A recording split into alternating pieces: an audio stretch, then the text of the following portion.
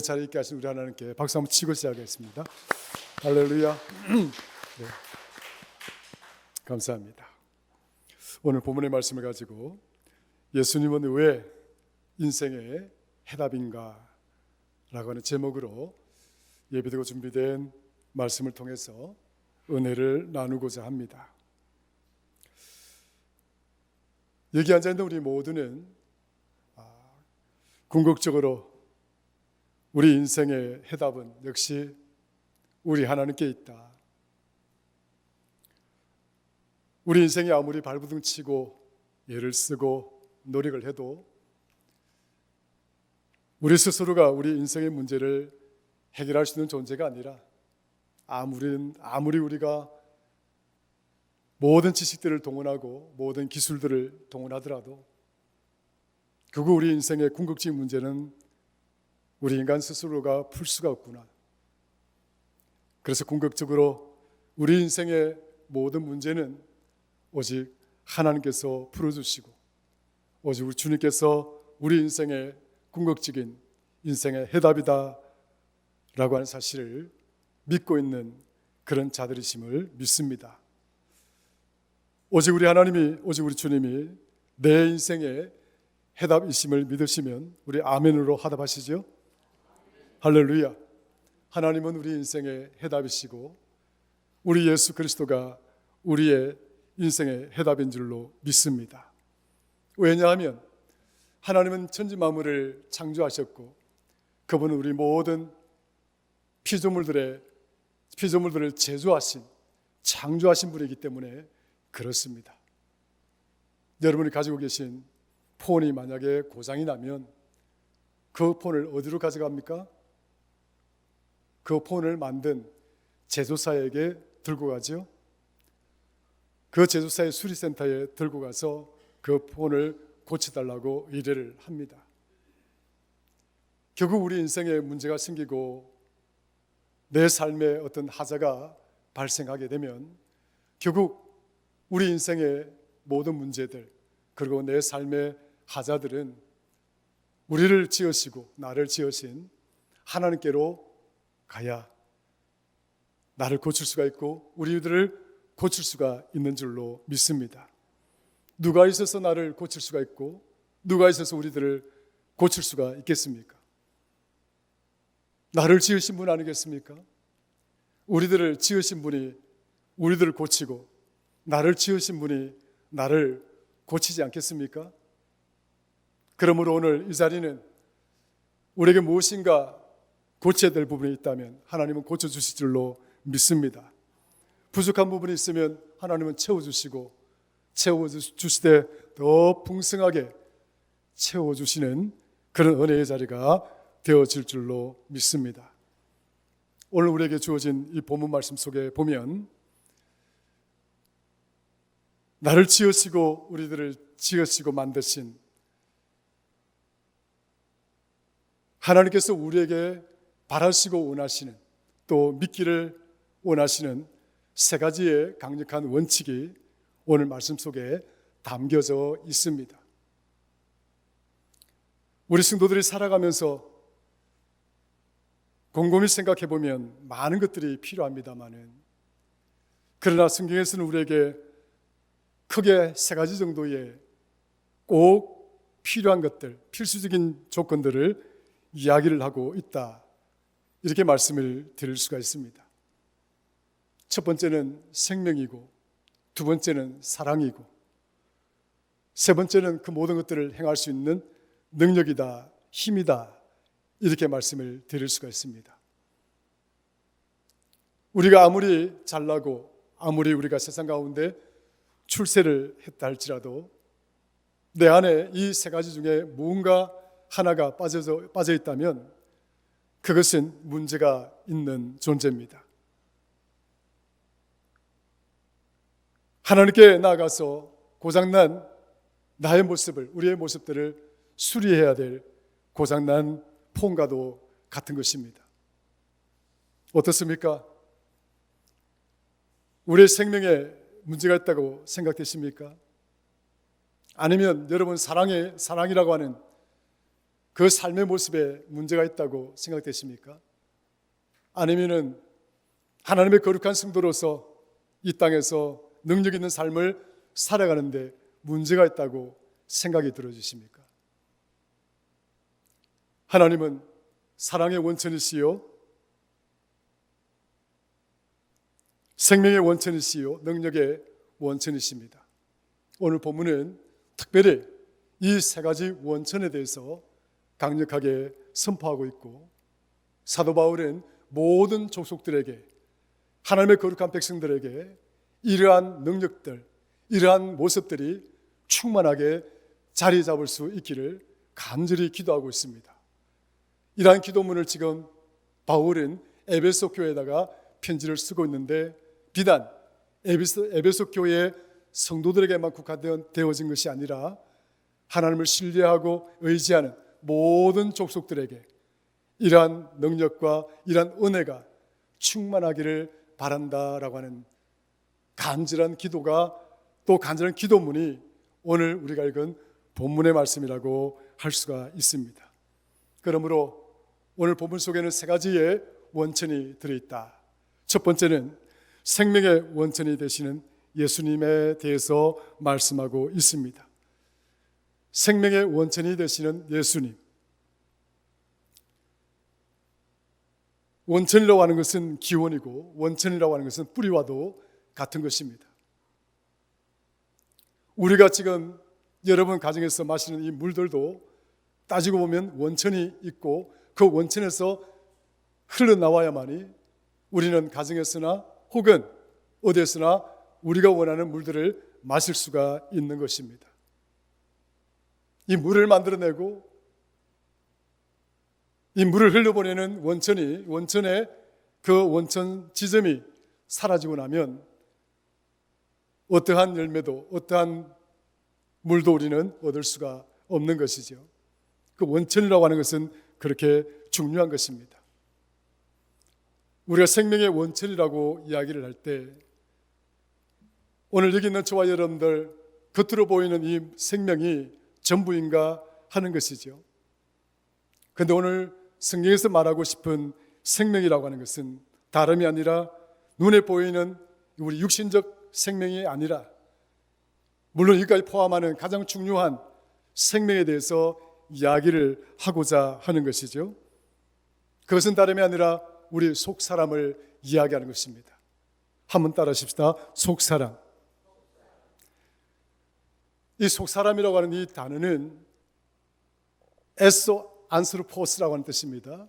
에소 안스로포스라고 하는 이 단어는 영어로 이너맨이라고 그러죠. 이너맨, 속사람, 내 속에 있는 사람. 사람은 겉으로 드러나 있는 이 겉모습의 모습으로만 가지고 사람이라고 이야기하지 않습니다. 우리 안에 어떤 형상을 띤, 어떤 모습을 가진 나의 속사람이 내 안에 있는가, 그것이 가장 아주 중요한 것입니다. 따지고 보면 우리 하나님은 예수 그리스도를 우리에게 보내시고 그분을 십자가에 못 박아 죽이시기까지 대속의 피를 흘리시고 우리를 구속하신 그 사건 또한 따지고 보면 오늘 저와 여러분들 안에 있는 이 속사람을 위해서 그랬다는 사실을 기억한다면 이 안에 있는 속사람이 얼마나 중요한가 하는 것입니다. 창세기 2장 7절에 보면 하나님이 땅을 흙으로 사람을 지으시고 생기를 그 코에 불어 넣으시니 사람이 생명이 되었다라고 이야기하고 있습니다. 하나님이 흙으로 사람을 빚어서 만드시고 코에다가 하나님이 생기를 불어넣었다라고 이야기합니다. 이 생기를 불어넣고 나니까 이 사람이 생명이 되었다라고 이야기하는 거죠. 이 생명이라고 하는 것은 네페시라고 히브리에서는 쓰고 있습니다. 그런데 네페시는 사람이라는 존재 자체, 생명 자체를 일컫는 단어거든요. 그러니까 여기서 왜 창세기 2장 7절에서는 네페시하야, 왜 모든 생명을 일컫는 생명의 존재가 되었다고 이야기를 했는가? 이 본문을 제대로 파악하지 못한 사람은 아담의 생명의 모습이나 짐승이 갖고 있는 네페시 그거나 다를 바가 없네, 이렇게 해석을 하는 사람이 있습니다마는 자주 곡해를 하는 번역입니다. 우리가 비록 네페시라고 이렇게 쓰여져 있지만 앞에 중요한 전제가 있습니다. 이 네페시에다가 네페시의 코에다가 하나님 뭘 불어넣으셨다고요? 생기를 불어넣으셨다. 따라합시다. 내 코에 하나님이 생기를 불어넣으셨다. 하나님이 내 코에 생기를 불어넣어주는 순간 우리의 네페시라고 하는 내 존재의 모습은, 육체의 모습은 짐승들과 구분되는 지점이 되는 것입니다. 굉장히 중요한 지점입니다. 내 코에다가 하나님의 생기, 하나님의 영을 불어 넣으셨다는 거죠. 이 하나님의 영이 뭐예요? 하나님은 보이지 않는 영이시고 그 영은 바로 하나님의 형상과도 같은 것입니다.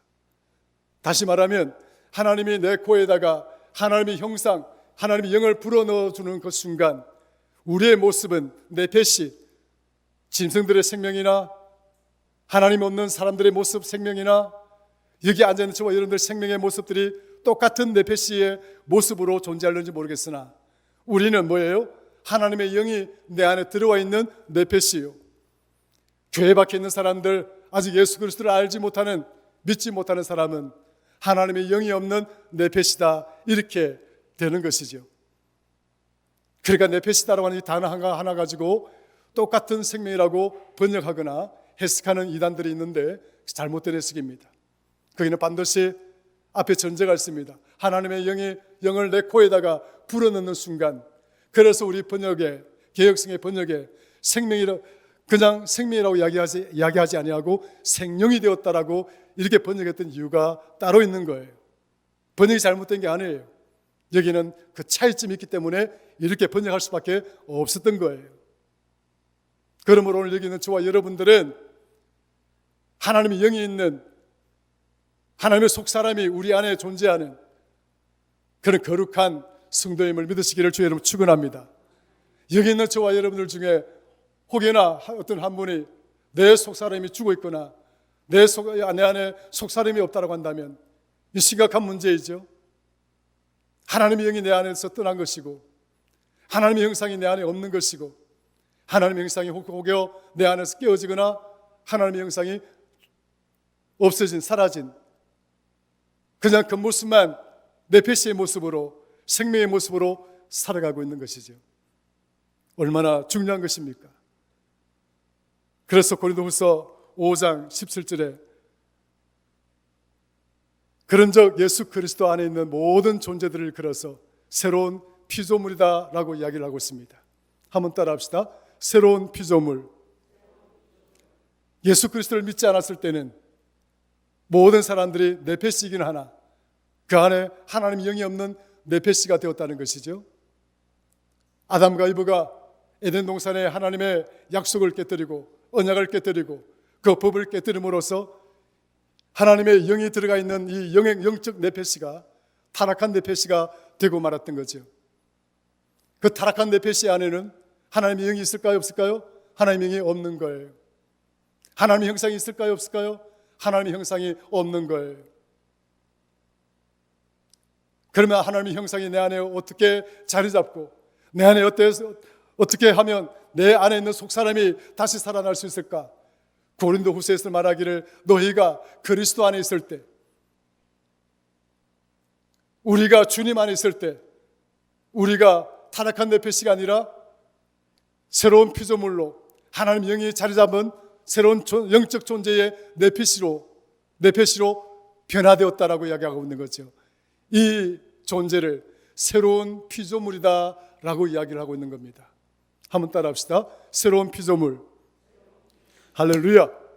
우리 박수 한번 치십시다. 하나님께. 그러니까 이게 얼마나 큰 축복인가요? 교회 밖에 있는 사람과 똑같아 보이는데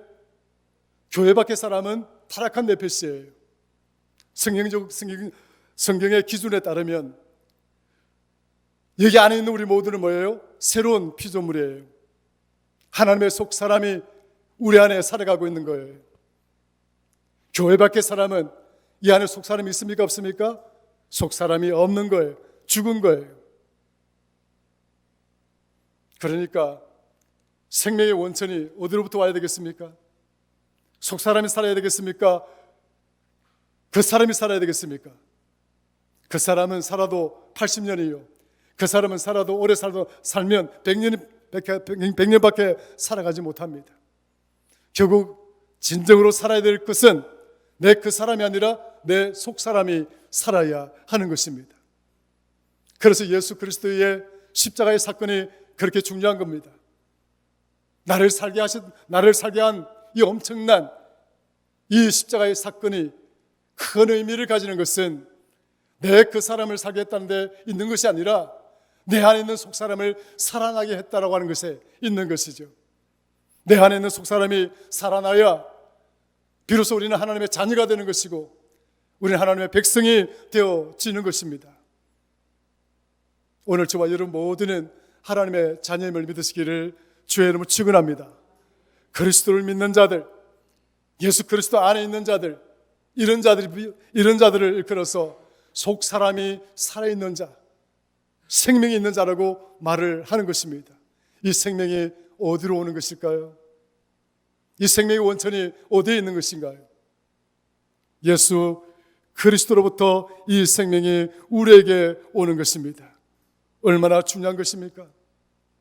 오늘 본문 말씀은 그것을 우리에게 첫 번째로 가르쳐주고 있는 것이죠. 한번 볼까요? 본문 읽겠습니다. 17절 한번 읽어볼까요? 시작. 믿음으로 말미암아 그리스도께서 너희 마음에 계시게 하시옵고 너희가 사랑 가운데서 뿌리가 박히고 터가 굳어졌어. 믿음으로 말미암아 너희가 어디에 있고요? 예수 그리스도가 마음에 계시고. 이것이 가장 중요합니다.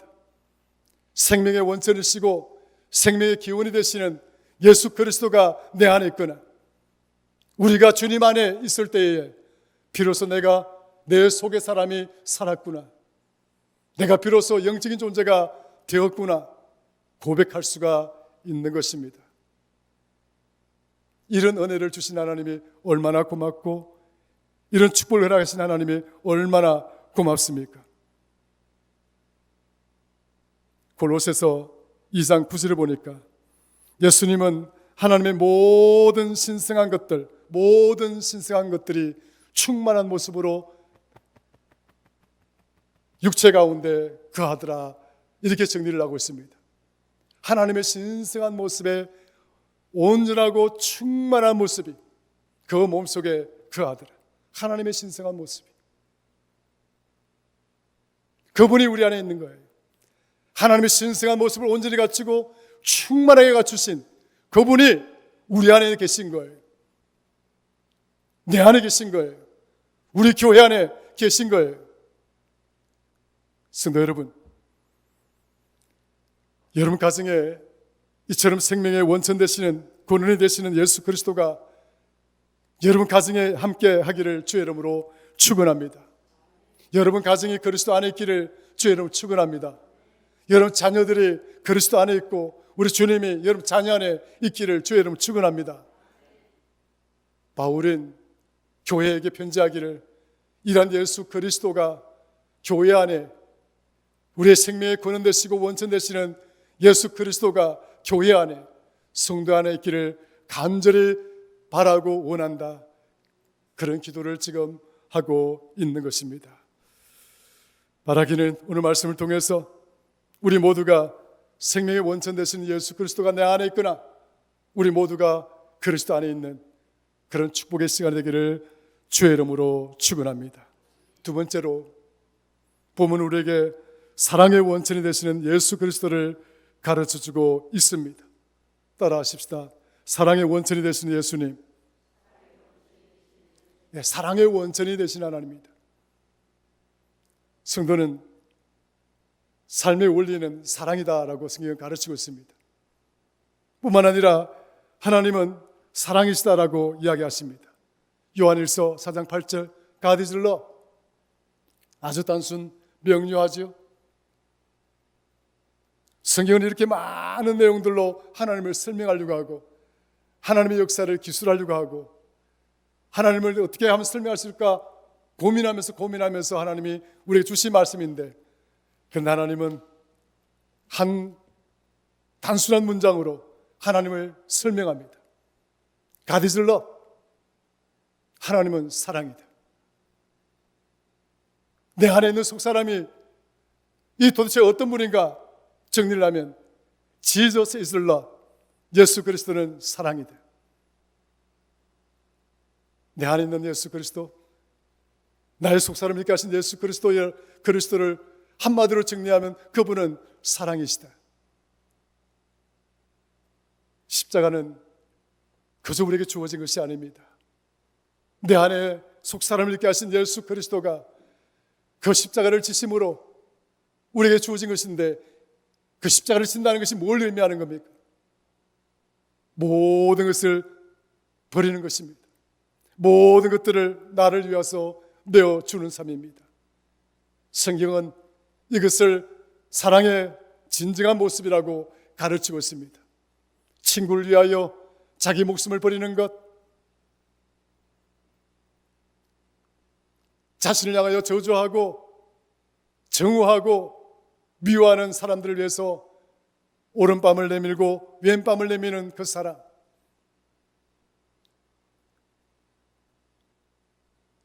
몇 번이나 용서하면 좋을까요? 묻는 질문에 1번씩 7번을 용서하라. 밑도 끝도 없이 용서하는 용서의 가르침을 담고 있는 그 사랑의 그 삶의 자체를 우리에게 가르쳐주신 분, 그분이 바로 예수 그리스도이신 것이죠. 그분의 그 사랑이 있었기에 십자가가 있었고, 주님의 그 사랑이 있었기에 우리는 내 안에 속사람이 있게 된 것입니다. 주님의 사랑이 아니었다고 한다면, 하나님의 사랑이 아니었다고 한다면 우리는 여전히 그 사람만 믿고 이 교회 밖의 사람이요 주님 밖에 있는 사람일 수밖에 없는 것입니다. 늘 문제를 가지고 살아가는 자들이죠. 그러나 우리는 하나님의 그 크신 사랑으로, 주님의 그 크신 사랑으로 지금 여기에 하나님의 거룩한 백성으로 서 있는 것입니다. 사랑하는 성도 여러분, 로마서 5장 8절에 보면 우리가 아직 죄인 되었을 때에 그리스도께서 우리를 위하여 죽으심으로 하나님께서 우리에 대한 자기의 사랑을 확증하셨다라고 이야기를 하고 있습니다. 우리가 아직 죄인 되었을 때에, 여러분들이 거룩해지고 의로워졌기 때문에 사랑한 것이 아니라, 여러분들 하나님을 저주하고 하나님을 정오하고 하나님을 미워하고 여러분들 하나님을 원망하는 그 자리에 있을 때에 이미 하나님은 저와 여러분들을 사랑하셨다라고 이야기를 하고 있는 것이죠. 여러분들이 등을 돌리고 있을 때, 여러분들이 어떤 관심도 보여주고 있지 않을 때, 원사이드 러브, 마치 짝사랑하는 모습으로 하나님은 이미 저와 여러분들을 이미 나를 사랑해 주셨다라고 성경은 가르치고 있는 것입니다. 성도 여러분, 하나님은 사랑이신 줄로 믿으시기를 주의 이름으로 축원합니다. 시편 57편 7절에 보면 다윗은 그래서 이렇게 고백합니다. 하나님이여, 내 마음이 확정되고 확정되었사오니 내가 하나님을 노래하고 찬송하리이다. 하나님이 나를 사랑하신 것, 하나님 나를 위해 있게 하신 것, 하나님의 순간순간마다 나를 이끌어 가시는 것, 그 모든 것들을 통해서 보니까 이것은 전적으로 하나님의 사랑입니다. 나는 오직 하나님 앞에서 하나님의 도구로 사용될 것이고 하나님의 도구로, 수단으로 사용되질 뿐입니다. 자신의 헌신과 자신의 충성된 모습을 시편 57편 7절에서 다윗은 고백하고 있는 것이죠. 내 마음이 확정되고 확정되었사오니 내가 하나님을 찬양하고 내가 하나님을 노래하겠습니다. 다윗의 이런 기도가, 다윗의 이러한 시가 오늘 저와 여러분들의 기도가 되고 저와 여러분들의 시가 될 수 있기를 주의 이름으로 축원합니다. 내 마음이 하나님을 사랑하기로 확정되고 확정되었사오니 내가 하나님을 찬양하고 하나님을 노래하겠습니다. 본문 말씀에 보면 에베소서 3장 18절입니다. 한번 볼까요? 같이 읽습니다. 너희 모든 성도와 함께 지식에 넘치는 그리스도의 사랑을 알고 19절 그 너비와 길이와 높이와 깊이가 어떠함을 깨달아 하나님의 모든 충만하신 것으로 너희에게 충만하게 하시기를 구하노라. 할렐루야. 지식에 넘치는 예수 그리스도의 사랑, 그리스도의 사랑은 우리의 지식으로 판단할 수 있는 것이 아니다라고 이야기하고 있습니다. 우리가 속사람이 없이 살아왔던 그 가운데, 그 환경 속에서 경험할 수 없었던 사랑이었음을 이야기하고 있습니다. 우리의 생각을 뛰어넘는 사랑, 우리의 지식을 뛰어넘는 사랑, 우리의 경험을 뛰어넘는 사랑, 그 사랑이 누구에게 있다고요? 예수 그리스도에게 있다. 그 사랑이 우리 안에서 충만하게 되기를 원한다. 플레로마라고 쓰고 있습니다. 플레로마란 어떤 단어이냐? 압도적으로 초과한다는 말입니다. 헬라어 플레로마라고 하는 이 단어는 압도적으로 초과한다. 그러니까 적당하게 넘어서거나 적당하게 넘치거나 그런 정도가 아니라 압도적이다. 더 이상 대적할 만한 것이 없을 정도로 그 사랑이 우리 안에 충만하게 되어지기를 원한다라고 이야기를 하고 있습니다. 넘친다는 것, 플레로마. 사랑하는 성도 여러분, 이러한 하나님의 사랑이 저와 여러분 가운데 충만하기를 주의 이름으로 축원합니다. 그렇습니다. 결국 나를 살리고 우리가 살아갈 수 있는 모든 윤리적 가치, 도덕적 가치, 내 삶의 모든 기준들은 어디서부터 흘러나오는가? 결국 그것은 하나님께로부터 흘러나오는 것이고 사랑의 기준이 되시고 모든 사랑의 삶의 가치가 되시는 사랑의 원천이신 예수 그리스도로부터 흘러나온다는 사실을 반드시 기억하여 주시기를 간절히 바랍니다. 그래서 히브리서 저자는 히브리서 12장 2절에 예수 그리스도를 바라보자고 이야기합니다. 예수 그리스도를 바라보자. 결국 우리가 할 수 있는 것은 오직 주님을 바라보는 것입니다. 저와 여러분들 삶에 힘들고 어려울 때거나 뭔가 가치관에 혼란이 오거나 이런 상황에 직면하게 되거든 그러지 말고 우리 주님만 바라보는 저와 여러분 되기를 주의 이름으로 축원합니다. 그래서 바울은 그렇게 가르칩니다. 예수 그리스도의 장성한 분량. 교국 성도들은 우리 주님을 바라보면서 그분의 장성한 분량에 이르기까지 자라가는 것입니다. 지금도 저와 여러분들은 이렇게 자라가는 것입니다. 주님이 원하시는 그 장성한 분량에 이르기까지 오늘 저와 여러분 모두가 함께 자라갈 수 있기를 주의 이름으로 축원합니다. 마지막입니다. 본문 우리에게 가르치는 세 번째 원천을 가르치고 있습니다. 능력의 원천으로서 예수 그리스도를 우리에게 가르치고 있습니다. 20절 가볼까요? 읽어보겠습니다. 시작. 우리 가운데서 역사하시는 능력대로 우리가 구하거나 생각하는 모든 것에 더 넘치도록 능히 하실 이에게, 능히 하실 이에게 넘치도록 압도적으로 넘치게 만들고 압도적으로 풍성하게 만드는 오직 그분이 누군가? 예수 그리스도라는 거예요. 성도 여러분, 여러분들 가진 기술이 여러분 삶을 일정 부분 이끌어갈 수가 있을 겁니다. 여러분 가지고 있는 물질들이 일정 부분 여러분들을 행복하게 해줄 수 있을 것입니다. 여러분이 가진 인맥들, 여러분이 가진 배경들, 그런 것들이 때로는 여러분들의 힘이 되고 여러분의 능력의 어떤 일부분이 될 수가 있을 것입니다. 그러나 조그만 세월이 지나 보십시오. 그거 아무것도 아닙니다. 눈 깜빡 몇 번 하고 난 뒤에 60을 넘기고 70을 넘기고 난 다음에 여러분들이 창고에 쌓여있는 통장을 바라보거나 여러분이 그동안 믿었던 경험을 바라보거나 여러분 가지고 있었던 그 기술들을 바라볼 때 그것들이 여러분에게 어떤 의미가 있는지 그 이야기들 들어보셨습니까? 많은 사람들이 고백하기를 아무것도 의미가 없다고 가르치고 있습니다.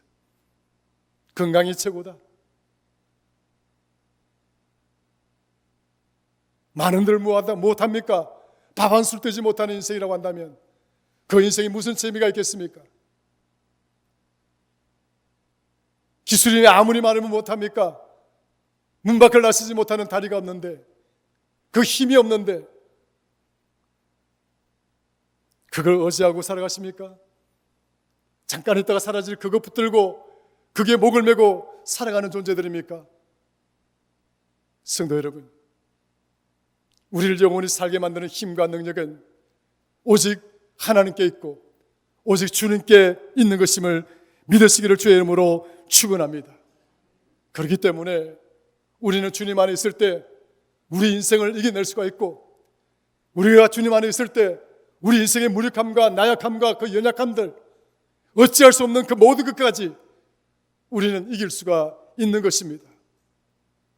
여러분, 마지막 순간에 승리자가 되고 싶지 않습니까?